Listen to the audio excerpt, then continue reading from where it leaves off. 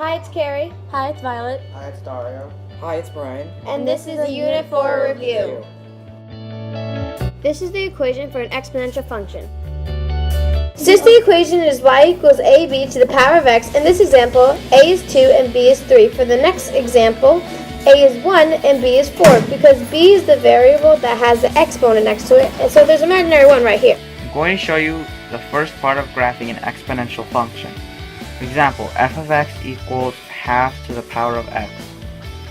You have to go to y equals, type in half, put it to the power of x, press second table, and you'll see all these x values and y values. Now you can't put all of them. You have to follow the domain. For example, here it's -2 is less than or equal to x, which is less than or equal to 3. Now here it says -2 is 4.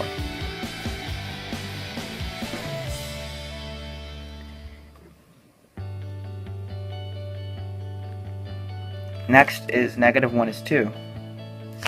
0 is 1. 1 is half. 2 is 1/4. And 3 is 1/8.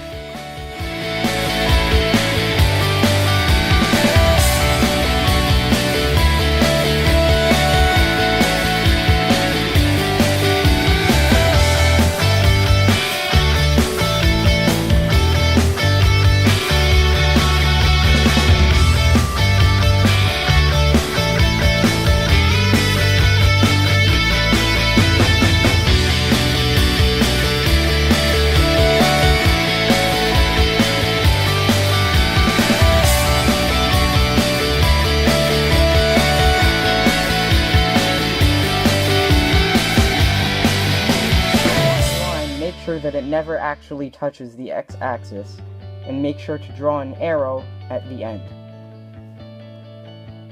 of both sides. Finally, label the graph with f of x equals 1/2 to the power of x, and then you're done. This is an example of exponential growth. It goes from left to right upward. And this is an example of exponential decay. It goes left to right downwards. The exponential function range is determined by the y-axis. So for this example, the range is 0 and less than y, which is less than infinity. This is because in the exponential function, it never reaches 0. So 0 is less than y, and it goes on to infinity. But it is not less than and equal to, because you can never reach infinity. These are the formulas for exponential growth and exponential decay. This is the definition for a geometric sequence. This is the formula for a geometric sequence. So this being the term that you want to find in order to solve this. This being the first term in the sequence is provided by this one, and this for being the common ratio. So, in case you wanted to find the 9th term of this sequence, you would rewrite the formula and plug in the variables for the first term, and the common ratio. So then you would write 9 equals 14 times, in this case, since the common ratio is -6, because -84 divided by 14 is -6, and so on and so forth for all of these. So you would plug in a of 9 equals 14 times -6, and plug in up here 9 minus 1, and the solution to that, well, first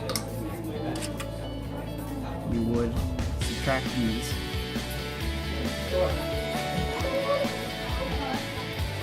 And put these in parentheses and multiply. You would get a of 9 equals 23,514,624. This is the definition for an arithmetic sequence. This is is how you find the equation for the nth term of the arithmetic sequence. First, you have to copy down the formula.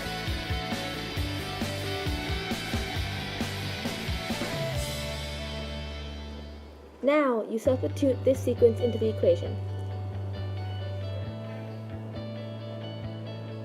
Since the first term is 4, it goes where A1 was.